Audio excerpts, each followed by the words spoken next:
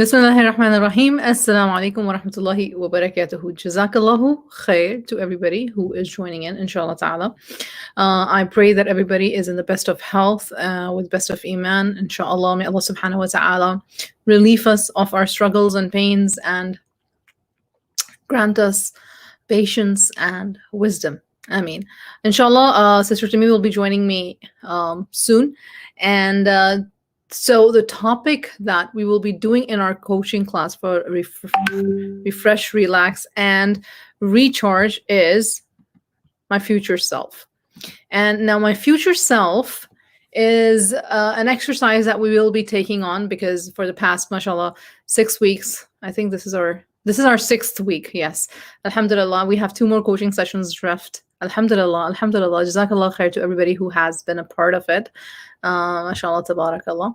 My future self, how do I see myself in my future? And if you have received the email and you saw the write-ups by Sister Timi, by Sister Sarah, and myself, I think most of us will agree. What is it that makes us most anxious?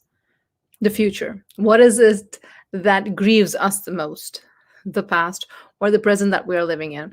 I purposely put the future before the present, and in the next week class, inshallah, we will be doing in the present and the power of dua, both the classes combined, inshallah ta'ala. So let's talk about our future selves.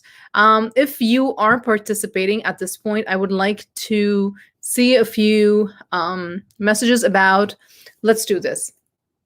In 3 words only, please write your future. And I can go first. And I will write it out. And I hope that, you can, do this activity with me. In 3 words, write your future.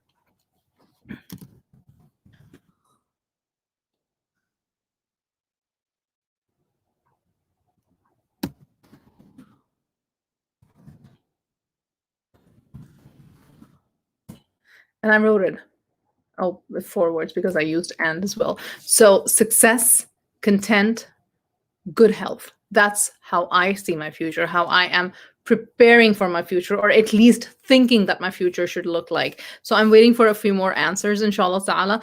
And then I would just very quickly go through a preview of what we will be doing in our coaching class, inshallah ta'ala. Successful health and shukr guzar. Fariha Amjad, jazakallahu khair. Thank you so much for the answer. Inshallah, you can all, everybody who's joining in can definitely, the question is, in 3 words, describe your future.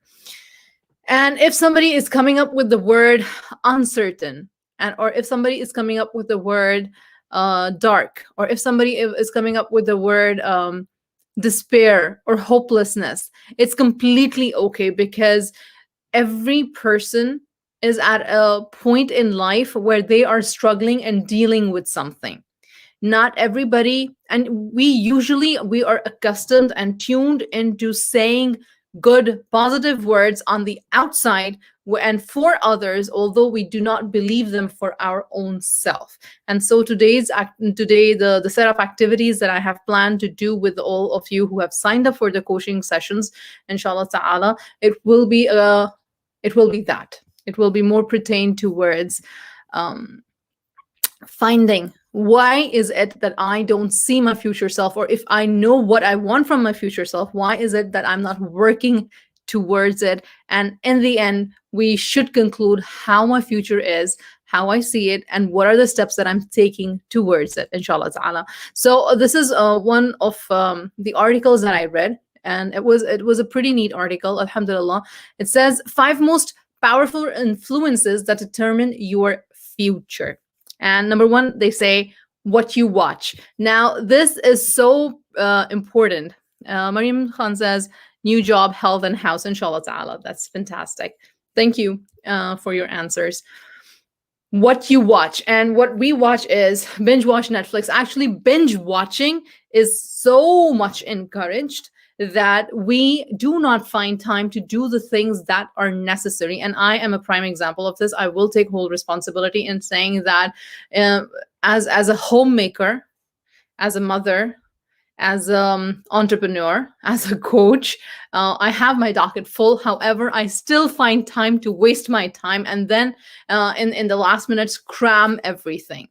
Now, my future self can either become over anxious because of this behavior, or I can stop it right here and move towards healthy time saving steps, so that I do not develop this anxiety within me that causes me distress, that causes me to become more sick physically, because whatever we are seeing, observing, feeling emotionally has a definite effect on us, on our body, and that's how our health deteriorates over time.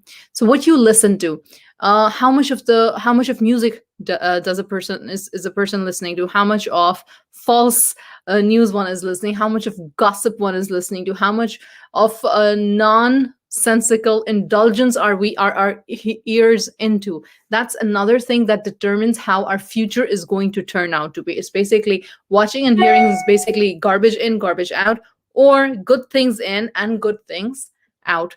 And well, as mu'min, we are supposed to actually stay quiet a lot of times, which we have lost that practice. That sunnah is not practiced much often. What you read, and reading, and I have come across this, and as a social media, being positivity is success, yes. For how many years now? Since 2007, Facebook has been out, I think. And for being consistently on social media, even though it's evolving over time, how much of us read? I have seen again and again, and that when I post something, half of the people read the first four lines, half of the people don't even read anything.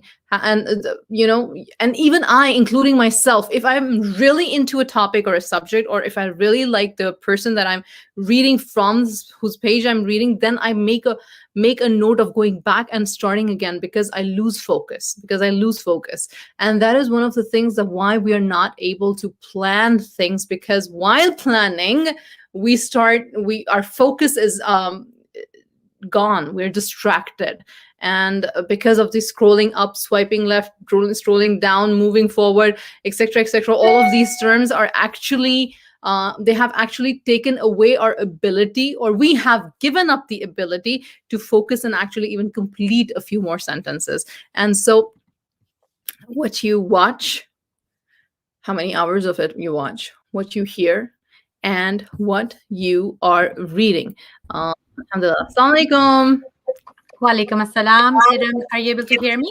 Yes, loud and clear. Alhamdulillah, alhamdulillah. I was just going through the 5 most powerful influences that determine our future, and I'm done by 3. And the last 2 are what you think about and what you associate with. And in what you think about, they say that, of course, you will process only what you're intaking. If you're intaking bad stuff, or if you're intaking something that is purposely deteriorating our mind, body, soul, spirituality, then our thought process is going to become more anxious prone, or more pessimistic, or despair is going to overcome us. And the most recent example of it is the past 2 years with COVID, and how we consumed the news, and how much of it we consumed, and now the vaccine and anti-vaxxers and all of that's coming out, and how we are actually reacting to all of it. So what we think is again going to determine how we are determining our future. My tulips just fell. It's okay. And then watch your thoughts, for they become your words. And this is a famous saying: watch your thoughts, they become words. Watch your words, for they become your actions. And watch your actions, for they become your habits. And watch your habits, for they become your character. And watch your character, for it becomes your destiny. And who you associate with. And this, of course, is from our deen as well, that the associations that we keep, the circle of friends that we have, the relatives that we talk to or we are in touch with, the social circle that we have involved ourselves with, is definitely going to determine what kind of future we are working towards. One of the most easiest examples is people say, Ya Allah, allow us to pass away in Madinatul Munawwara, so that, and allow us to be to to be in amongst the people of Jannat al-Baqi, right? But the question is, what am I doing to be able to receive that honor? Is my life even going in that direction? And if my life is not going in that direction, then what am I doing to not make it go in that direction? So all of these things are something that actually give us a good insight into how our future is in our head and how our future might become, unless until we are not working on making it towards something that we want it to be. Inshallah ta'ala. Timmy, how are you? Alhamdulillah. Iram, that's so wonderful. What a great example, about the wishes we have. Alhamdulillah. So I am going to look at it or tackle it from a couple of other angles. Iram, I'm thinking the first thing is I would say that I am very blessed that at the very beginning of my career, my professional career, one of my mentors had sat me down and had told me that my career is my responsibility. It is not my manager's responsibility, right? So if I am not where I want to be, or, 5 years from today, if I'm not getting to where I want to be, it's on me, right? Their job is to provide us opportunities, but it's my job to constantly be seeking those opportunities and constantly be mindful of where I'm headed. So with that, right, we want to constantly look to that future and figure out where I want to go, right? Create a vision for your future and then constantly be monitoring your actions, your intentions, your emotions, your everyday life. Is all of that aligned with that goal? Is that all of that aligned with that pursuit, right? And if we're doing constant reevaluation, right, it gives us a way to see if I am headed in the right direction or not, right? And sometimes it also happens that we have a vision, but with life circumstances, as situations happen, that is no longer my aspiration. Even that happens too, right? Because human beings are very complex and we're constantly evolving and growing and changing. So I feel that even 10 years ago, right, where I thought I wanted to be, it's totally different because my aspirations changed along the way, right? My actions also followed suit and I'm in a totally different place. Alhamdulillah. I'm grateful for all of that, but I am constantly mindful of that, right? I'm constantly evaluating to figure out if I'm headed in the right direction or not. The other thought that comes to mind is I think same goes with our relationships as well. So one of my favorite techniques that I use for building our future self and figuring out where we're headed is visualization. I learned about that a couple of years ago. And I think Ira might did let you know about that too. I think I was reading a book and it was so inspirational. I think it's called The Miracle Morning Routine. Yes. I started following that Yeah. and it was so fantastic. It is one of the best things that has happened to me for my own well-being. By following that routine, I was able to accomplish some amazing things, right? So one of the aspirations I had was becoming an agile project manager. And even though I was doing that on a daily basis, but I was not certified or anything like that at the time. And I began to practice daily affirmations, and with that, I also did daily visualization to anchor myself to positive things and constantly being mindful of what am I bringing to the situation, right? What intention am I bringing with me, whichever meeting I'm going to, whoever I'm going to be with, right? Am I uplifting them? Am I being positive? Am I checking in with myself about my own emotions and, how much stress am I bringing to the situation, things like that. And I was doing daily visualizations. And within, I want to say, less than 3 months, I was able to pass a certification exam and, like become this person I was visualizing I wanted to be. So, alhamdulillah. So Mashallah. I really just wanted to share that, we constantly are in control of how we're thinking and feeling. And we want to be, constantly anchoring ourselves against positive things and associate ourselves with positive people, right? What you were also saying, we want to surround ourselves with people that uplift us, right?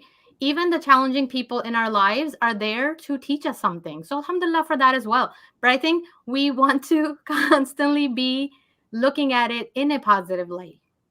Definitely, inshallah ta'ala. And this is just the preface of what we'll be doing in our coaching session, because when we go into our coaching session, it's easy to say, okay, do this and this, and okay, then you don't need coaching. Why are we going into coaching sessions? The members who have paid for it and are attending, mashallah tabarakallah, it is because we will uncover a few things out of many that are stopping us from seeing or moving towards that positive direction. What is it that's stopping us? What is it that's hindering our way? Or maybe we are blaming, like Timmy said, that we are responsible. We ourselves are responsible for the directions that we're taking, for the pace that we are at in our lives. However, sometimes knowingly or unknowingly, there are certain factors that we need to uncover in order to accelerate, yeah, that's the word, accelerate our success, inshallah ta'ala. So inshallah, see you in the coaching session. Just one last thing, it was that, like I said, who you associate with, and to me, of course, she gave a fantastic example. However, these are for a few questions that you can ask yourself. For example, take any relationship. You want it to be your best friend, you want it to be your sister, you want it to be your husband, you want it to be, I don't think it goes with your children, but let's say a relationship that you cherish or you really like. And usually friendships mean a lot. But khair. So the questions that you can ask in order to see what is hindering in your relationship, that is not making you see, or that is not helping you towards your better future self. For example, do you enjoy being with, and there's a dash there, so do you enjoy being with this person? Do you trust this person?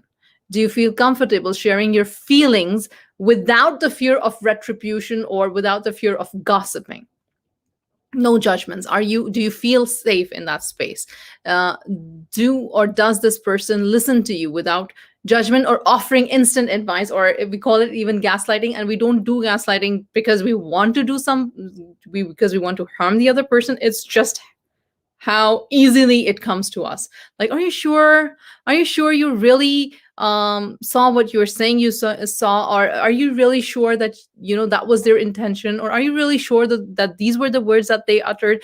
So when a person is very sure about, or when a person is going through an experience, the non-judgmental, the safe thing to do is just listen, just plain listen. Don't offer any advice, don't offer anything, just plain listen. And does this person or does this relationship offer you that? They provide that space for you?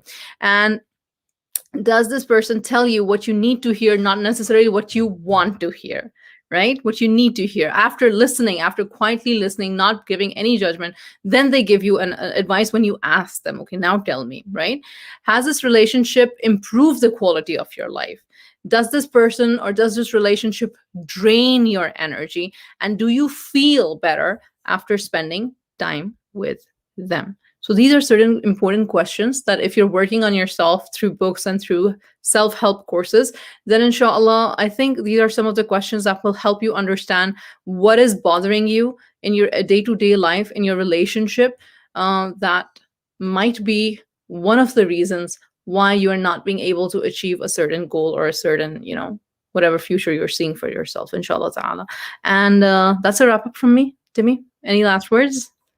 So, Iram, I just want to share that I think the self-help books are great, right? Because that's where you and I started, right? Mm-hmm. But I am so grateful, so super grateful for my fellow coaches, right? That we are able to talk to each other all the time, right? So Yeah. you have helped me in so many ways in my parenting journey, right? So And vice versa.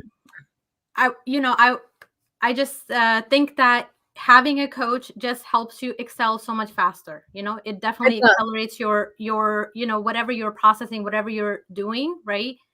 It really propels you forward faster. So I highly, highly recommend it. I encourage all my sisters to, every opportunity you have to get coaching. It is so awesome for your own well-being because you're able to sort through things that are on your mind that you're not able to do on your own, right?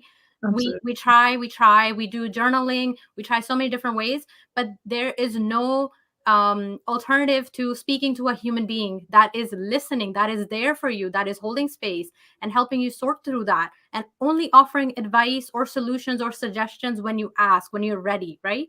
We're constantly helping you sisters process all of those for yourselves because we want to empower you. We want you to live as your best selves every single day, inshallah. Inshallah ta'ala. Jazakallah khair. Good enough said it better. Inshallah. And next Friday, see you again with in being present as well as the power of dua. Inshallah, we'll combine those two together in the next Friday class. Jazakallahu khair, everybody. Take care. Assalamu alaikum.